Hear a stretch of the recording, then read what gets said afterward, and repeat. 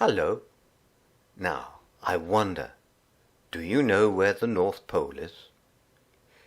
If you do, you'll know that it's on top of the world, and it's one of the coldest places you can imagine, with lots and lots of snow. You'd think nothing would want to live there. But of course there are quite a few creatures, like polar bears, Arctic hares, Arctic foxes, reindeer, snowy owls, seals, walruses, and I suppose there can be a few other things as well. Lots of explorers have been to the North Pole, and I imagine our Alfie would like to go there too. So, this story is called A Journey to the North Pole. Alfie and Annie Rose and Mum were on a visit to Grandma's house. Outside it was cold and wet. Mum was upstairs doing some work on her computer. Alfie and Annie Rose were downstairs in the kitchen with Grandma. Alfie looked out of the window. It was all steamed up. He could hardly see the garden outside. Raindrops trickled endlessly down the pane. He wrote an A for Alfie on it with his finger. Then he got down on the floor and started to build a space station. But Annie Rose kept trying to join in. "Annie Rose keeps annoying and annoying and annoying me," wailed Alfie at last. "She won't play with her own toys. She always wants to play with mine." "Go away, Annie Rose," he told her sternly. Then Annie Rose began to cry. Grandma put down her potato peeler. "Let's go for a walk," she said. So Alfie and Annie Rose and Grandma struggled into their boots and hats and waterproofs and went out into the rain. The lane outside Grandma's gate had a stream running down the middle of it and plenty of mud. They held hands and slithered along together.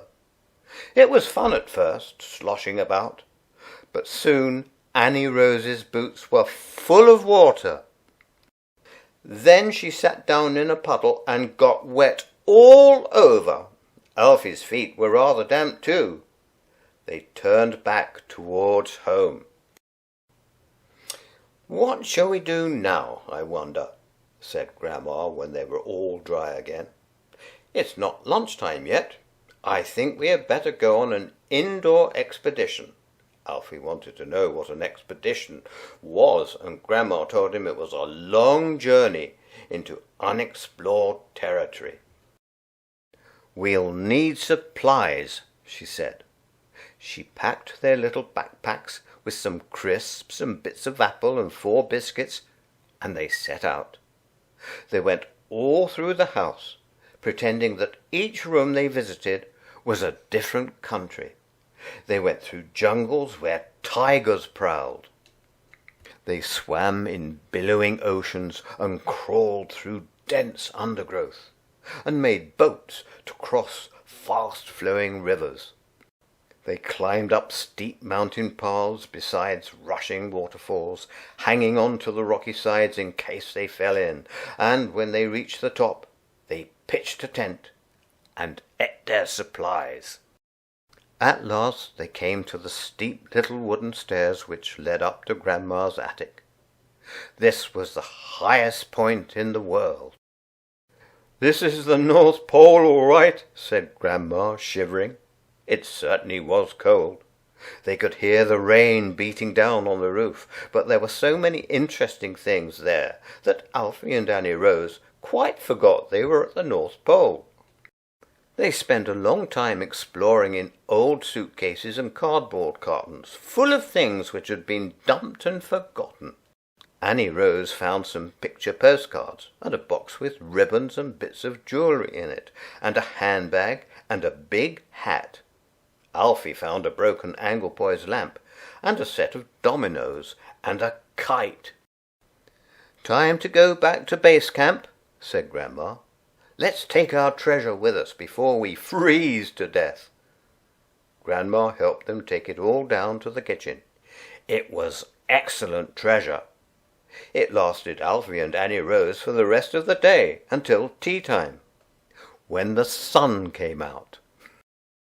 Alfie often looks out the window to see if it's going to be all right to go and play. And whether the weather is sunny or whether it's drenching with rain, a river along the garden path, a sea of mud in the lane, any old weather is Alfie weather. He doesn't really mind, even the sort that nips his toes or the steamed-up windows kind. Sooner or later the clouds will set sail, maybe after tea. Sooner or later the sun will come out. And so will he. Now, what's this last bit? Ah, yes, it's called taking a bite. Have an apple, Alfie, said Dad. It was a ripe, reddish green, with a tight, glossy skin. I'll peel it for you, said Dad. And the peel curled into an S shape, and a C shape, and a shape like a writhing snake. Here you are, Alfie, said Dad, and he cut the apple in half with a sharp knife. Inside one half, where the pips were snugly fitted, a little worm was living. It had scooped out a hole for itself, and it was alive in there, slowly wriggling about. "Oh, yuck!" said Dad. "Throw that one away, and I'll give you another one." But Alfie did not want to throw his apple away. This was the apple he wanted, the one where the worm had made its home. He showed it to Annie Rose, and they took it out into the garden and put it carefully down, so that if the worm got tired of being inside, it could come out and wriggle about in the grass just for a change. Then Alfie bit into the other half, and he thought it was the best apple he had ever tasted. Wasn't that a nice thing for Alfie to do, to take that little wriggly worm out into the garden? Bye-bye.